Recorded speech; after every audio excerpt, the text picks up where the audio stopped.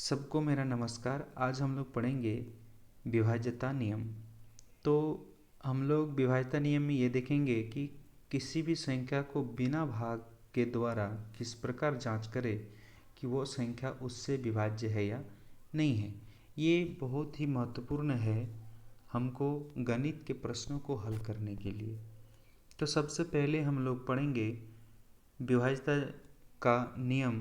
तो विभाज्यता नियम सबसे पहले दो का विभाज्यता नियम हम लोग पढ़ेंगे। तो दो का विभाज्यता नियम ये कहता है कि किसी संख्या का इकाई अंक 0, 2, 4, 8, 6 ये रहा तो वो संख्या भी 2 से विभाज्य होगी, या सम संख्या रहा तो वो 2 से विभाज्य होगी। अब हम लोग पढ़ेंगे 3 का विभाज्यता नियम।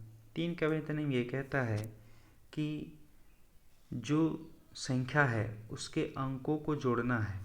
तो उसके अंकों को हम लोग यहाँ पे जोड़े तो कितना है 18। 18 को 3 से भाग देंगे तो 6 बार में ये पूरी कट जाएगा। तो जिससे अगर ये 6 से ये 3 से कट गया तो इसका मतलब ये संख्या भी 3 से विभाज्य होगी। क्यों? क्योंकि इसके अंकों का योग 3 से भाग जा रहा है। इसके अंकों का योग 3 से भाग जा रहा है, इसीलिए ये संख्या भी 3 से क्या होगा? विभाज्य होगी। अब हम लोग पढ़ेंगे 4 का विभाज्यता नियम। तो 4 का विभाज्यता नियम ये कहता है कि इसका जो अंतिम 2 अंक होगा, यानी अंतिम जो दहाई और इकाई, दहाई और इकाई, तो दहाई इकाई इसका अंतिम क्या है 4 और 8, ये आपका 4 से भाग होना चाहिए। तो देखिए ये 4 से आसानी से भाग जा रहा है, 4 एकम 4, अब 8 आया, 4 दूनी 8, यानी ये पूर्ण रूप से 12 बार में कट जा रहा है। तो इससे हमको पता चल गया कि ये संख्या भी जो है ये 4 से विभाज्य होगी। क्यों? क्योंकि इसका जो दहाई और इकाई संख्या है ये 4 से भाग जा रहा है। अगर दहाई और इकाई 4 से भाग जा रहा है, इसका मतलब ये संख्या भी 4 से भाग जाएगा, यानी ये जो है 4 का विभाज्य है। अब हम लोग पढ़ेंगे 5 के विभाज्यता नियम। तो 5 का विभाज्यता नियम बहुत ही आसान है, क्योंकि इसका जो अंतिम जो अंक होगा वो अगर 0 या 5 रहा तो वो 5 से विभाज्य होगी। ये बहुत आसान है। अब हम लोग पढ़ेंगे 6 का विभाज्यता नियम। 6 का विभाज्यता नियम भी बहुत आसान है। कोई भी संख्या अगर मान लीजिए वो 2 से भाग है और 3 से भी भाग है तो वो 6 से भाग है, क्योंकि हम लोग अभी पढ़े 2 का विभाज्यता नियम और 3 का विभाज्यता नियम। 2 का विभाज्यता नियम ये कहता है कि अंतिम अंक क्या होना चाहिए? सम संख्या होना चाहिए, तो वो 2 से भाग होगा। तो ये देखिए यहाँ पे मान लीजिए 750 है, ये 750 क्या है? सम संख्या है, यानी अंतिम अंक 0 है, तो ये भी 2 से भाग है।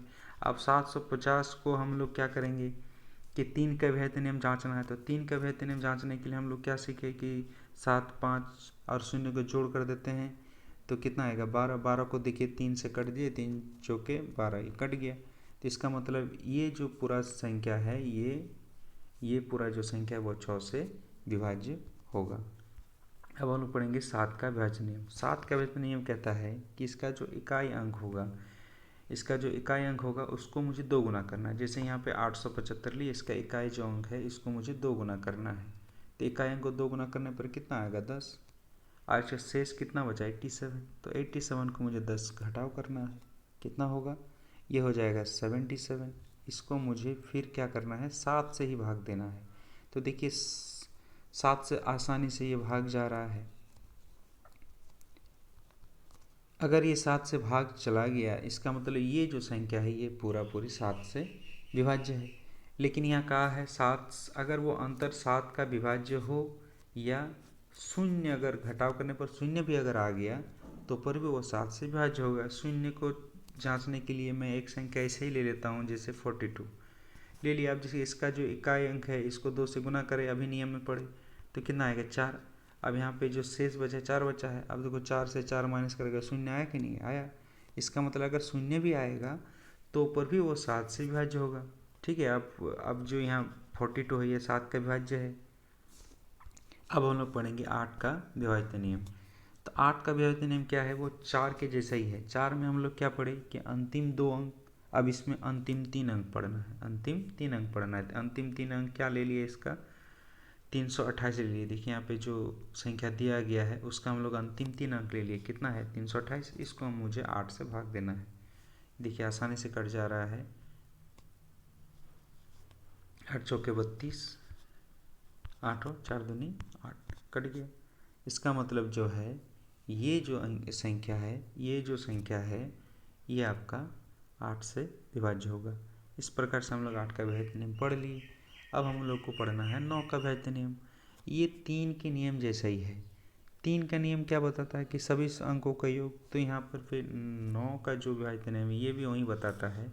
इसमें भी आप 1, 3, 5, 7, 2 को जोड़िए इस संख्या का, अगर जो आएगा वो अगर 9 से कट जाए तो देखिए 18 को 9 से आसानी से भाग जा रहा है, 9 दूनी 18 जा रहा है कि नहीं, तो इसका मतलब ये 9 का विभाज्य है। अब 10 का विभाज्य नियम, ये तो आसानी है क्योंकि 10 का विभाज्य नियम जो है इसका अंतिम अंक शून्य ही आना है, यानी जो इकाई अंक है वो क्या आएगा, शून्य आएगा। अगर शून्य आया तो वो 10 का विभाज्य नियम है। अब हम लोग पढ़ेंगे 11 का विभाज्य नियम। ये बहुत ही आसान है लेकिन आपको अधिकतर इसी में ही आपको, ये बहुत महत्वपूर्ण भी है, ये प्रायिक जो है आपको गणित के प्रश्नों में हल करते हुए मिल ही जाएगा। तो आपको ये ध्यान से देखना है। इसमें क्या ध्यान से देखना है कि हम लोग को कोई एक संख्या लेना है, यानी दी गई संख्या, यानी जो आपको संख्या दिया रहेगा। जैसे यहाँ पे एक संख्या दिया हुआ है 82,951, तो 82,951 दिया हुआ है। इस संख्या को मुझे क्या करना है, इकाई से, यानी इकाई इधर से होता है तो इकाई से हम लोग को क्या लेना है, विषम स्थान। इकाई का विषम स्थान, इकाई से विषम स्थान क्या होगा, यहाँ से जाएगा ऐसा जाएगा विषम, यानी 1, 3, 5। तो इसको पहले हमको जोड़ना है। तो 8, 9, 1 को जोड़ेंगे तो कितना होगा, 8, 9 और 1 को जोड़िए कितना होगा, 8, 9, 17 और 1 18 होगा।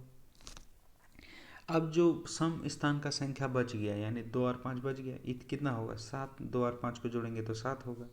अब मुझे क्या करना है, 18 से 7 को माइनस करना है, कितना आएगा, 11।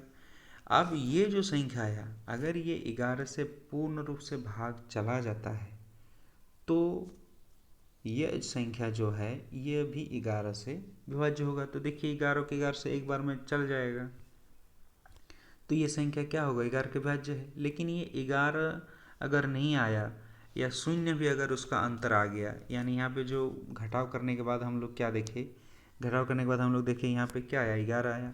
लेकिन अगर मान लीजिए ये घटाव करने के बाद शून्य भी अगर आ गया, जैसे यहाँ विषम संख्या का जोड़ हुआ 18 और सम संख्या का जोड़ हुआ 7, तो 8 और 7 में 18 और 7 में घटाव किए तो 11 आया। लेकिन मान लीजिए 18 यहाँ पे अगर मान लीजिए घटाव करने के बाद शून्य आता तो पर भी वो 11 का विभाज्य होता। ठीक है, अब हम लोग आगे बढ़ते हैं और 12 का विभाजित नियम पढ़ते हैं, यही अंतिम है। तो यहाँ तक आप याद रखिए, यहाँ तक याद रखने पर इससे आपको बहुत फ़ायदा मिलेगा और गणित के प्रश्नों को हल करने में बहुत ही मदद मिलेगी।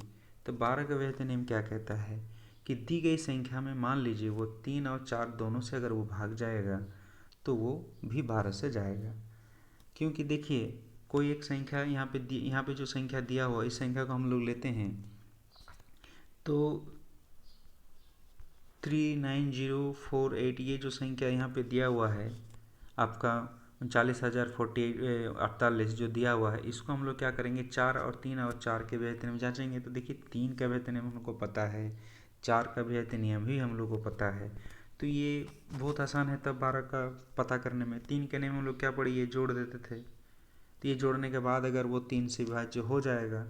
और 4 का विभाज्य हम लोग क्या पढ़ते थे, अंतिम दो भी देखिए 4 से जा रहा है, जोड़ने पर भी देखिए 24 है, ये भी 3 से भाग जाएगा। और 4 का विभाज्य नियम क्या बोलता है, अंतिम जो दहाई और इकाई है वो भी अगर 4 से भाग चल जाए तो वो संख्या क्या हो जाता था, 4 से भाग हो जाता था। इसी प्रकार 3 से भी अगर वो ये पूरा संख्या जो है भाग चल जा रहा है जो इसके अंकों को जोड़ने पर, तो वो संख्या भी 3 से विभाज्य हो जाएगा। यानी ये 12 का विभाज्य तो है ही, लेकिन ये साथ ही साथ 3 और 4 का भी विभाज्य है। तो कोई भी संख्या अगर 3 और 4 से वो विभाज्य है तो वो संख्या भी 12 से विभाज्य होगी। तो इसी के साथ हम लोग